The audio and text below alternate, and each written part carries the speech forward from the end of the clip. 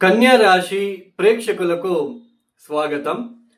2026 April మాసంలో కన్యా రాశి వాళ్ళ ఫలాఫలాలు, ముఖ్యంగా ఈ ఒక మాసంలో గ్రహ సంచారాన్ని గమనిద్దాం.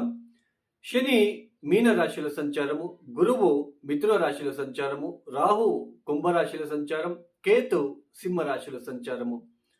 అలానే సూర్యుడు ఏప్రిల్ 14వ తేదీ వరకు ఆయన మీన రాశిలో సంచారం చేస్తూ ఏప్రిల్ 14వ తేదీ దాటిన తర్వాత ఆయన మేష రాశిలోకి ప్రవేశిస్తున్నారు. ఇక కుజుడు ఈ ఒక మాసంలో ఏప్రిల్ 2వ తేదీ నుంచి ఆయన కూడా మీన రాశిలోకి ప్రవేశిస్తున్నారు. ఇక బుధుడు ఏప్రిల్ 11వ తేదీ వరకు ఆయన కుంభరాశిలో సంచారం చేస్తూ ఏప్రిల్ 11వ తేదీ దాటిన తర్వాత మీన రాశిలోకి ప్రవేశిస్తున్నారు.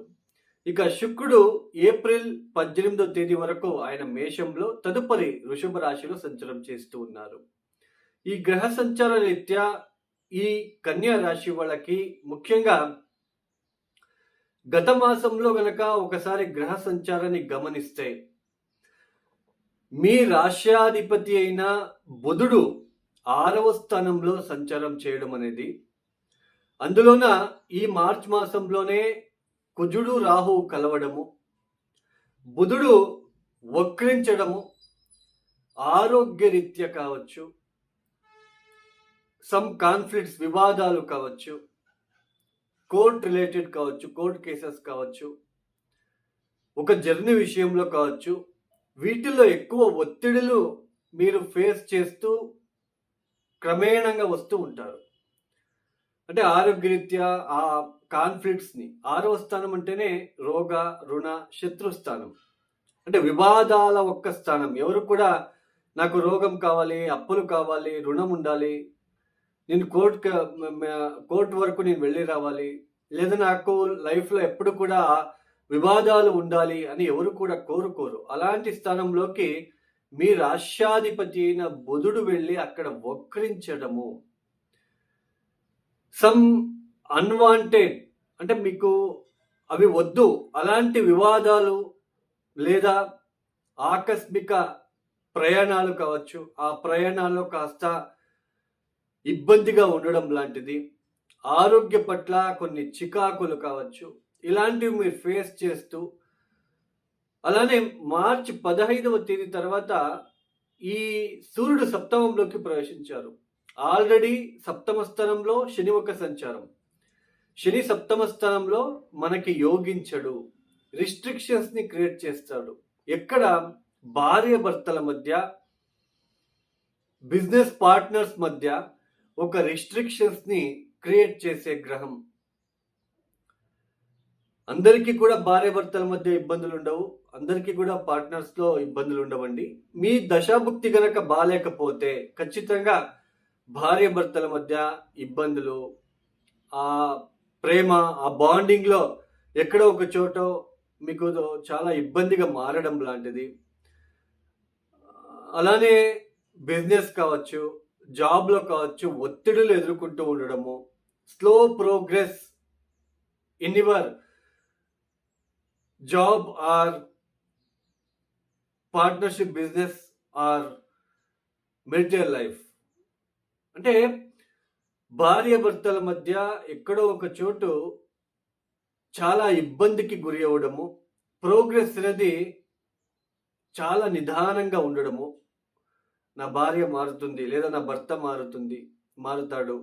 సో ఇలాంటివి విషయాలలో కొంచెం స్లోగా ప్రోగ్రెస్ని మీరు చూస్తూ ఉండడం లాంటిది.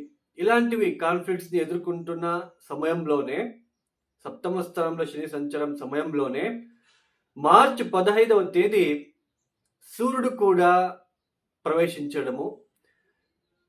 సూర్యుడు ఫైరీ ప్లానెట్, శని కోల్డ్ ప్లానెట్, నిదానంగా మూవ్ అయ్యే ప్లానెట్, నిదానంగా ఫలితాలు ఇచ్చే ప్లానెట్. అలాంటి ప్లానెట్తో మన సూర్యుడు వెళ్ళి సంచారం చేయడం అనేది భార్య భర్తల మధ్య మరింత ఒత్తిడులు, లేదా బిజినెస్ వైజ్ చాలా డిస్టర్బెన్సెస్ కావచ్చు, మీరు అనుకున్న పనులు చేయడానికి చాలా ఒత్తిడికి గురి అయ్యి మీరు ఫేస్ చేయడం లాంటిది. అలానే మీ శారీరక అంటే మీ శరీరంలో ఏదో తెలియని సమ్ సమ్ చేంజెస్ని మీరు చూడడం లాంటిది, ఇట్లాంటివి మీరు చోటు చేసుకునే ఉండే ఆస్కారాలు మీరు ఫేస్ చేస్తూ వస్తుంటారు. దీంతో పాటు ఈ ఒక మాసంలో ఏప్రిల్ 1వ తేదీ నుంచి ఏప్రిల్ 11వ తేదీ వరకు బుధుడు రాహువుతో మాత్రమే కలిసి ఉంటారు. ఇంకా కుజుడు వెళ్ళిపోతాడు. 2వ తేదీనే ఆయన మీనరాశిలోకి వెళ్ళిపోతున్నాడు. బట్ ఈ ఒక బుధుడు మొదటి 10 రోజులు చాలా చక్కగా మీకు యోగిస్తున్నారు. ఆరోగ్యరీత్యా ఉన్న ఇబ్బందులు తగ్గించుకోవడానికి, వాటిల్లో ఎంత ఆరోగ్య పరిస్థితులు బాలేకపోయినా వాటిల్లో మీరు సక్సెస్ సాధించడానికి, అలానే మీ అపోనెంట్స్ కావచ్చు, మీ ఒక ఎనిమీస్ రిలేటెడ్ కావచ్చు, కోర్ట్ కేసెస్ కావచ్చు, సమ్ కాన్ఫ్లిక్ట్స్ కావచ్చు, సమ్ వివాదాలు కావచ్చు, వాటిల్లో బుధుడు చాలా చక్కగా మిమ్మల్ని ముందుకు తీసుకెళ్లే ఒక ప్రయత్నం చేపిస్తూ ఉంటాడు. అయితే ఏప్రిల్ 2వ తేదీ ఎప్పుడైతే కుజుడు కూడా సప్తమంలోకి అడుగు పెడుతున్నాడో, ఈ కన్యా రాశి కన్యా లగ్నం వాళ్ళకి కుజుడు మోస్ట్ మేల్ఫిక్ ప్లానెట్. అష్టమాధిపతి తృతీయాధిపతి అయిన కుజుడు సప్తమ స్థానంలో శనితో కలవడము, అందులోన ఏప్రిల్ 17వ తేదీ నుంచి 22వ తేదీ వరకు డీప్ కంజంక్షన్ లో ఉంటున్నారు శని కుజులు. ఈ భార్యాభర్తల మధ్య మీ మ్యారేజ్ లైఫ్ కి సంబంధించిన విషయాలలో, మీ పార్ట్నర్షిప్ బిజినెస్ కి సంబంధించిన విషయాలలో, మీ సమ్ క్లోజ్ రిలేషన్స్ కి సంబంధించిన విషయాలలో తెలియని ఒక ఒత్తిడి ఏర్పడే సూచనలు కనిపిస్తూ ఉంటుంది ఈ సమయంలో. అది తెలియదండి, ఎందుకు వస్తుందో తెలియదు. మిమ్మల్ని అపార్థం చేసుకోవడం అనేది కనిపిస్తూ ఉంటుంది ఈ సమయంలో. మీకు మీ తప్పు లేకపోయినా, మీరు ఏ తప్పు చేయకపోయినా, సప్తమ స్థానంలో ఉంటున్న గ్రహస్థితి వలన మీ క్లోజ్ రిలేషన్స్, మీ భార్య లేదా భర్త, మీ పార్ట్నర్షిప్ బిజినెస్లో మీ పార్ట్నర్స్ మధ్య ఇక్కడ ఒక చోటు ఇక్కడ అన్వాంటెడ్, అది మనకు అవసరం లేదు అయినా అలాంటి గొడవలు, అలాంటి తగాదాలు, అలాంటి మనస్పర్ధలు ఏర్పడే సూచనలు ఉంటాయి. భార్య లేదా భర్త తరపున ఉన్న క్లోజ్ రిలేషన్స్ తో మాట పట్టింపులు ఎక్కువ ఎదురయ్యే సూచనలు ఉంటాయి. ఈ సమయంలో లేజినెస్, శారీరకంగా బద్ధకం అనేది కనిపిస్తూ ఉంటుంది. సో భార్యాభర్తల మధ్య మ్యారేజ్ లైఫ్ కి సంబంధించిన విషయాలలో, పార్ట్నర్షిప్ బిజినెస్ కి సంబంధించిన విషయాలలో ఆతురత నిర్ణయాలు తీసుకోకపోతే చాలా మంచిది. అంటే సడన్ గా అగ్రెసివ్ నేచర్తో మీరు సడన్ గా డిసిషన్స్ తీసుకుంటే అవి మీకు మళ్ళీ ఇబ్బంది తెచ్చిపెట్టే ఆస్కారాలు ఎక్కువగా ఉంటాయి. అలానే శుక్రుడు మనకి ఏప్రిల్ 1వ తేదీ నుంచి ఏప్రిల్ 18వ తేదీ వరకు అష్టమ స్థానంలో సంచారం చేస్తూ ఉంటాడు. ఈ అష్టమ స్థానంలో సంచారం అనేది మీకు ఆకస్మికంగా ధనప్రాప్తి, ఆర్థిక విషయాలలో పెద్దగా డిస్టర్బెన్సెస్ ఉండదు.